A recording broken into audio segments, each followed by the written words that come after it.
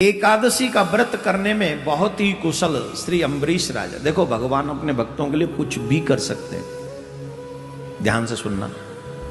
हम नहीं समझ पाते भगवान की करुणा को, हम नहीं समझ पाते भगवान की कृपा को। जीव भटक जाता है। क्यों? विश्वास नहीं है ना, छोटी छोटी चीजों में डगमगा जाता है। लेकिन छोटी छोटी चीजों में डगमगाओ मत, धैर्य रखो। आपको एक बात सुनाते हैं। अम्बरीश राजा एकादशी का व्रत करते बड़े मन से, और वही अम्बरीश राजा एक बार एकादशी का व्रत कर रहे थे। उसी समय जब एकादशी के पारायण का समय आया तो दुर्वासा ऋषि उनके यहां पर आ गए कि हम तुम्हारा आतिथ्य स्वीकार करेंगे, हम तुम्हारे यहां भोजन करेंगे। बोल ठीक। तो राजा के यहां भोजन की तैयारी होने लगी और ये चले गए स्नान करने के लिए। अब इनको स्नान करने में हो गया विलंब, पारायण की अवधि होने लगी समाप्त। तो अगर पर त्रयोदशी लग गई तो गड़बड़ हो जाएगा। पारायण करना ही है तो क्या करें? ब्राह्मणों से पूछा, महाराज जी क्या करें? उन्होंने कहा एक काम करो, वैसे धर्म तो ये नहीं कहता कि अतिथि को छोड़ के तुम पहले भोजन ग्रहण करो, लेकिन समय निकल जाएगा तो पारायण नहीं होगा, इसलिए बढ़िया है भगवान को भोग लगा के चरणामृत तुलसी दल ले लो, बस पारायण भी हो जाएगा और संत अतिथि सेवा भी हो जाएगी। अब इन्होंने ब्राह्मणों की बात मानकर तुलसी दल लिया। इनका तुलसी दल लेना हुआ, दुर्वासा जी का आना हुआ। और दुर्वासा जी का तो आप जानते ही हैं, बड़े विख्यात हैं काय में साप देने। जितने भी हमारे पुराण में सांप लगे हैं ना, 80% सरकार के अंदर चले। कम से कम 80% सांप दिए दुर्वासा ऋषि ने। इतने सांप देते हैं, ठीक है। तो उन्होंने देखा, अच्छा तुमने हमारा अपमान कर दिया, हमें अपना अतिथि बनाकर भी तुमने हमसे पहले पारायण किया।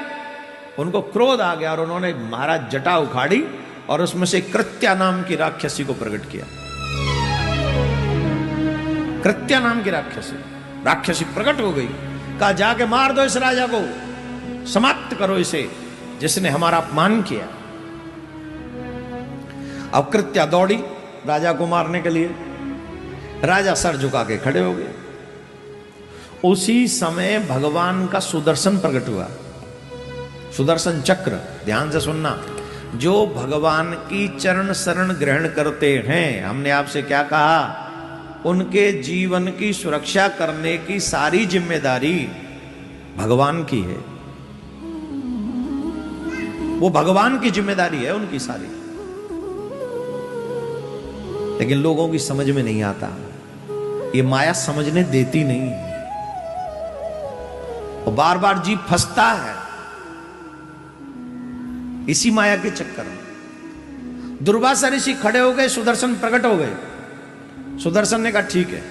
दुर्वासा ऋषि की बनाई हुई कृत्या को एक क्षण में दुर्वासा ऋषि की कृत्या समाप्त कर दी सुदर्शन चक्र में। बोलो राधे राधे। एक क्षण में।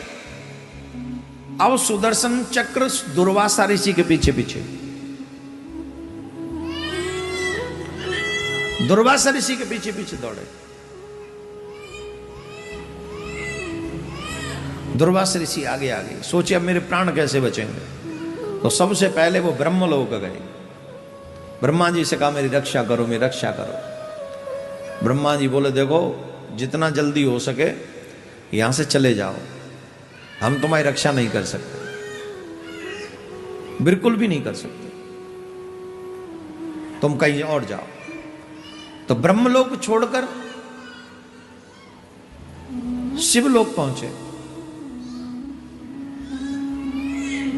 शिव जी के पास पहुंचकर कहे हमारी रक्षा करो, हमारी रक्षा करो, हमारी रक्षा करो, हमारी रक्षा करो। तो जब कैलाश पर्वत पे दुर्वासा ऋषि पहुंचे, तो कैलाश पर्वत पे जब पहुंचे तो बाबा भोलेनाथ ने कहा कि किससे रक्षा करें तुम्हारी? बोले हमारी रक्षा करो इससे, सुदर्शन चक्र से। बोले भगवान के चक्र से? बोले हाँ।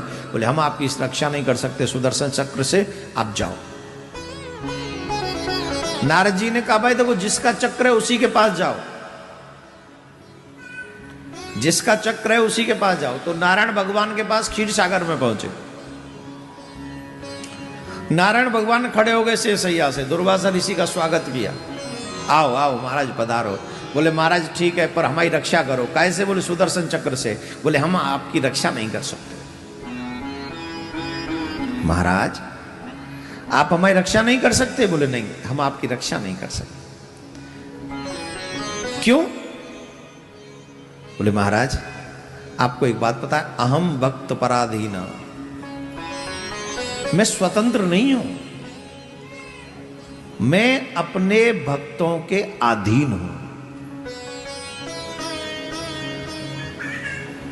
लोग चाहे मुझे स्वतंत्र समझें, मैं अपने भक्तों के अधीन हूं, मैं स्वतंत्र नहीं हूं। मैं वही करता हूं जो मेरे भक्त चाहते। जो मेरे भक्त का अपराध करता है मैं उसे क्षमा नहीं कर सकता। ध्यान दें, यहां पर एक बात सोचने वाली है। सामने कौन है? दुर्वासा ऋषि। कौन है? दुर्वासा ऋषि। अपराध किसका किया है? राजा का। एक ऋषि ने अपराध किया है राजा का, और वो राजा है भगवान का भक्त, पूर्ण समर्पित भक्त। ऐसा वैसा नहीं है, पूर्ण समर्पित है।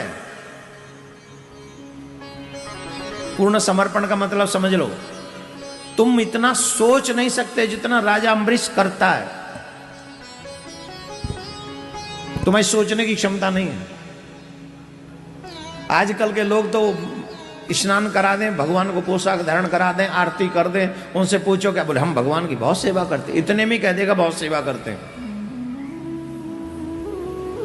अगर अम्बरीश राजा की सेवा की 5-10% भी मैं आपसे कह दूं, लोग पूजा करना बंद कर दें। नहीं करेंगे बिल्कुल, कोई नहीं कर पाएगा। अब बताइए, अम्बरीश राजा अपने द्वारा खेत में हल चलाता है, फसल बोता है, और वहां से पूरी खेती फसल खुद काटता है। उससे जो अन्न मिलता है वो उसे साफ करता है, फिर पीसनो बनाते है। पीसनो बनाए के बाद में फिर उसे अपने हाथों से चाकी से पीसता है। फिर ठाकुर जी की रसोई स्वयं अपने हाथों से बनाता है। फिर ठाकुर जी के मंदिर में बुहारू, ठाकुर जी के मंदिर में वो पोछा बोछा जो भी वो स्वयं करता है। ठाकुर जी को सुलाना, निल्हाना, भोग लगाना स्वयं अपने हाथों से करता है। कौन? राजा। कौन? राजा। आप और कौन? आप और हम कौन है? हम राजा तो है नहीं, नौकरी तो है हम लोग। नौकर कहता है कि मेरे पास टाइम नहीं है भगवान के लिए। एक बात बताओ, राजा ज्यादा बिजी है कि नौकर? राजा ज्यादा बिजी है कि नौकर? जोर से बोलो। हम जैसे सर्वेंट, हम जैसे सेवक लोग कहते हैं हम पे टाइम नहीं है भगवान के लिए। और राजा 24 घंटे में से 24 के 24 घंटे भगवान सोता कहाँ है मालूम? बेडरूम में जाके नहीं सोता वो। जहां भगवान विश्राम करते हैं, भगवान के मंदिर की सीढ़ी पे सर रख के सो जाता है। वहीं मंदिर पे सीढ़ी पे सर रखा और सो गया। अब सोचो वो राजा कितना समर्पित होगा। इवन राजा ने इसलिए विवाह नहीं किया बहुत दिनों तक, मैं विवाह करूंगा तो मैं ठाकुर जी की सेवा कैसे कर पाऊंगा। गजब की बात बताएं आपको, विवाह भी किया तो कैसे किया? खुद राजा बारात लेके नहीं गए, तलवार और पगड़ी भेज दी, उससे ब्याह कर दुल्हन आ गई। और दुल्हन को कितने दिन हो गए दूल्हा का मुंह नहीं देखा, सेवा से फुर्सत ही नहीं। और यहां 4 दिन हनुमान चालीसा का पाठ कर लें, झट कहते हनुमान जी हमारी सुनी नहीं रहे। 4 दिन हनुमान चालीसा का पाठ करके कहते हैं हनुमान जी हमारी नहीं सुन रहे। 2 बार बुधवार को सिद्धि विनायक लाने में लग के दर्शन कराते हैं, कहते हैं सिद्धि विनायक ने भी हमारी तो सुना ही नहीं। ले 2 दिन में ही चाहिए सब कुछ। और वो राजा का इतना नियम, बताओ इतने में से कितने कर पाओगे तुम? राजा, ऐसे भक्त राजा को भगवान कैसे इग्नोर कर दें? ऐसे भक्त की रक्षा क्यों न करें? दुर्वासा ऋषि से कहा, महाराज आप मेरे पूजनीय हैं, पर मैं भक्त के अगेंस्ट नहीं जा सकता। आपने मेरे भक्त का अपराध किया, मैं कुछ नहीं कर सकता आपके। I can't help you. Durvasa ऋषि बोले, प्रभु हमने सुना है आपकी शरणागति कभी निष्फल नहीं जाती। जो आपकी शरण में आ जाता है उसे निश्चित अभयदान मिलता है। क्या आज आपकी शरण में आना भी ये निष्फल हो जाएगा? आपका वो जो सबको अभयदान देना है कि जो मेरी शरण में आ जाएगा, योग क्षेम बहाम्यम, ये वचन मिथ्या हो जाएगा? भगवान बोले, नहीं, ये वचन मिथ्या नहीं होगा। हम आपकी रक्षा नहीं कर सकते, लेकिन आपकी रक्षा हो सके ऐसा उपाय बता सकते हैं। बोले क्या? बोले जिसका अपराध किया उसी से रक्षा मांगो जाके, क्षमा कर देंगे। बोले भक्त है, आप जाके तो देखो। दुर्वासा ऋषि दौड़े दौड़े दौड़े दौड़े गए। अम्बरीश राजा द्वार पे खड़े हैं। 1 साल हो गया पूरे क्रम को, जब से दुर्वासा जी यहां से गए हैं और देवलोक में इधर उधर भागे हैं। 1 साल हुआ, पूरा 1 साल।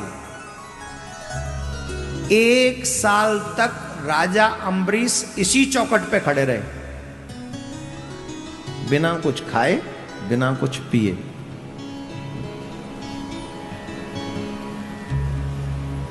एक साल तक खड़े रहे और दुर्वासा ऋषि दौड़कर चरणों में गिरने लगे, राजा बचा, राजा बचा। राजा ने उठा के हृदय से लगा लिया, नाथ उल्टी गंगा मत बहाओ, आप मेरे पूजनीय हैं, आप मेरे पूजनीय हैं। राजा मुझे बचा ले, ये देख बाद में बात करियो, तू सेवा स्वामी सेवा की सब बाद में बात करेंगे, पहले सुदर्शन से बचा ले, मुझे जला देगा। दुर्वासा ऋषि के वाक्य सुनकर अम्बरीश राजा कहते हैं, हे सुदर्शन, अगर मैंने एक क्षण भी सच्चे मन से नारायण की सेवा की हो, एक क्षण भी सच्चे मन से अगर मैंने नारायण की सेवा की हो, तो आप शांत हो जाओ, आप शांत हो जाओ, दुर्वासा ऋषि को अभयदान दे दो। राजा का यह कहना था कि उसी समय सुदर्शन शांत हो गए। एक क्षण नहीं हुआ, एक क्षण में शांत। जो सुदर्शन शांत नहीं हुए ब्रह्मलोक में, जो सुदर्शन शांत नहीं हुए शिवलोक में, जो सुदर्शन शांत नहीं हुए क्षीर सागर में, वो सुदर्शन शांत हो गए भक्त के सानिध्य में आकर।